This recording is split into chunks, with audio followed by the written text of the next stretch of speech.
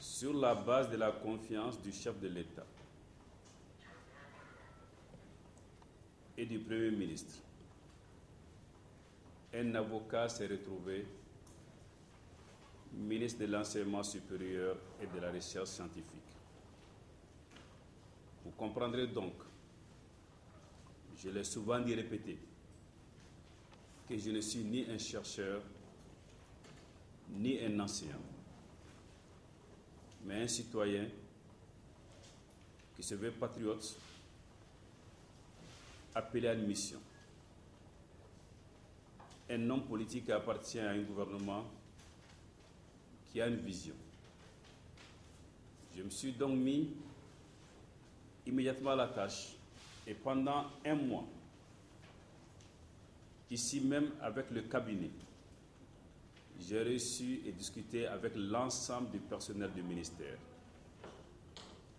rendu visite aux partenaires sociaux, les associations de retraités,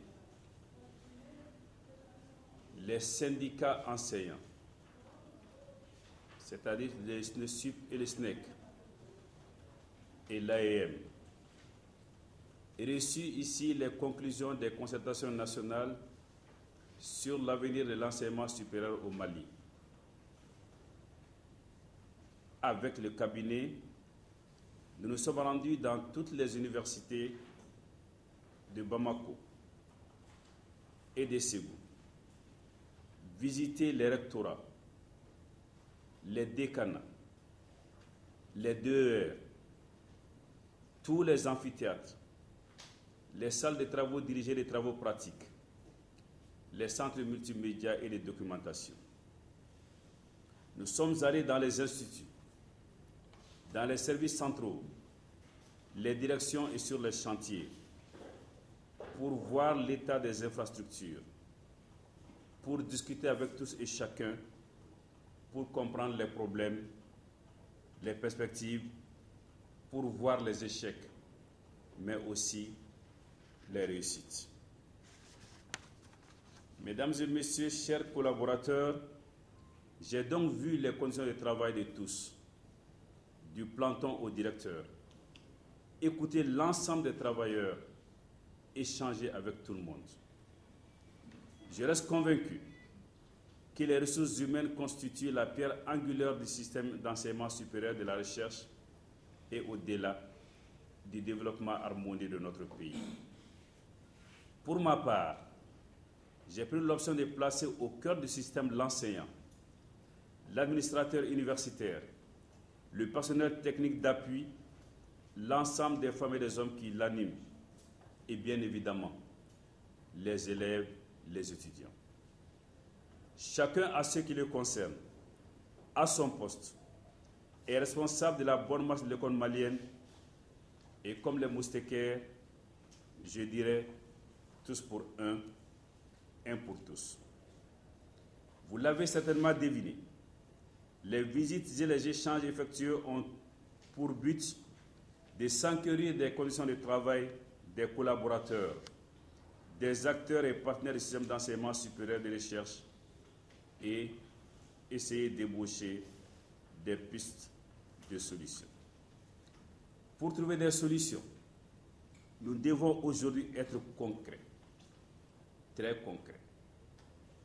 Nous devons aller au-delà des résolutions des bonnes ambitions et des bonnes intentions et dire exactement ce que nous allons faire dans des domaines très concrets.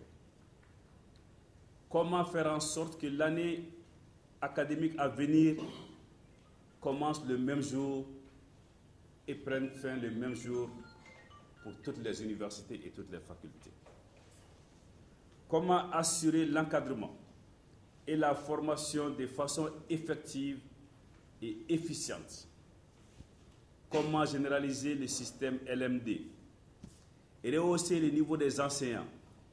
Assurer l'accès à Internet à tous, lutter contre la corruption.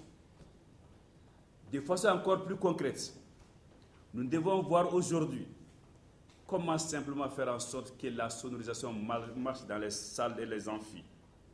Comment ventiler ces salles? Comment obtenir une bibliothèque universitaire? Comment installer des groupes électrogènes pour que l'enseignement ne soit pas lié aux aléas de EDM? Et comment assurer la sécurité dans l'espace universitaire?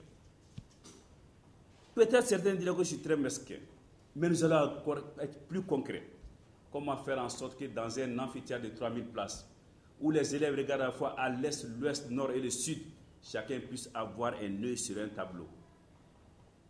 Comment faire en sorte que les insuffisances des amphithéâtres, des salles de classe et des bureaux puissent être résorbées? Et comment faire pour essayer de rassembler, autant que faire se peut, des universités fortement éclatées? Nous sommes responsables de jeunes gens qui nous sont confiés. Comment payer leurs bourses à temps? Comment faire en sorte qu'ils n'attendent pas des mois et des mois pour obtenir leur trousseau? Comment régler le problème des heures supplémentaires dans des limites compatibles avec les possibilités de l'État et des besoins des enseignants? Comment rendre la recherche performante et compétitive? Voilà autant de chantiers que nous allons aujourd'hui explorer ensemble.